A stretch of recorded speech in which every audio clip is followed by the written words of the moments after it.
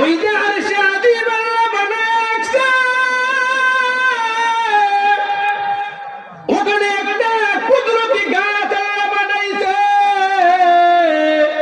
ওই কুদরতি গাছের মধ্যে যত মানুষ বানাইছে ততটা পাতা আল্লাহ রেখে দিয়েছে।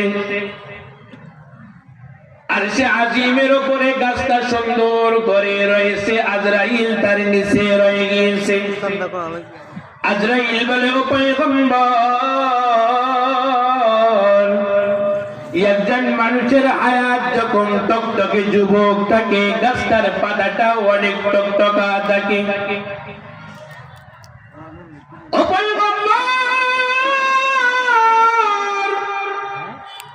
মানুষ জাহান্নামে যায় মৃত্যুর কথা স্মরণ না থাকার কারণে, মানুষ গুনাহ করে মৃত্যুর কথা স্মরণ না রাখার কারণে, মানুষ আল্লাহর সঙ্গে বেঈমানি করে মৃত্যুর কথা স্মরণ না থাকার কারণে। ও বাবা, মৃত্যুর কথা একটু ভাবো, আর আপনার দ্বারা গুনাহ হবে না। মৃত্যুর কথা দিল থেকে নেন। আপনি আপনার মায়ের পেটে ছিলেন, তার আগে আপনি কইছিলেন, মাথাটা আপনার পাগল হয়ে যাবে। পয়গম্বরে আলমকে আল্লাহর রাসূলকে সুন্দর করে আজরাইল বলে দেয়, ও পয়গম্বর, আল্লাহ আরশে আজিমের উপরে একটা গাছ বানাইলেন, গাছের মধ্যে মানুষ যত কিয়ামত পর্যন্ত আসবে ততটা পাতা বানায়া দিলেন। এই পাতার মধ্যে নাম রয়েছে, ঠিকানা রয়েছে, কোথায় বাঁচা, কতদিন থাকবে, কতটুকু রিজিক থাকবে, এটাও লেখা থাকবে।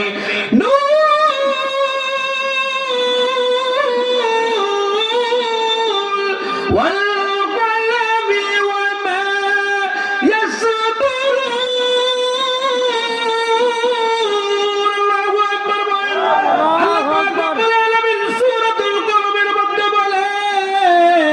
আমি কলমকে বললাম, আমার রহমতের কলমকে ডাক দিয়ে বললাম, এই কলম আমার অমুক বান্দা সম্পর্কে লেখে, এতদিন হায়াত পেয়েছে, সে তার বাবার নাম এটা হবে, এটা হবে, এটা হবে, এতটা সম্পদের মালিক হবে, 2 তলার মালিক হবে, এতদিন পর্যন্ত হায়াত থাকবে।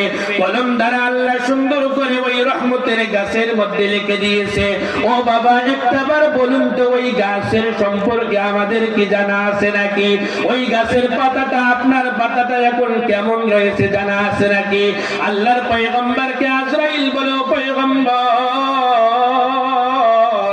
একজন মানুষের যখন 40 দিন হায়াত বাকি থাকে, কয়দিন হায়াত বাকি থাকে জোরে বলেন?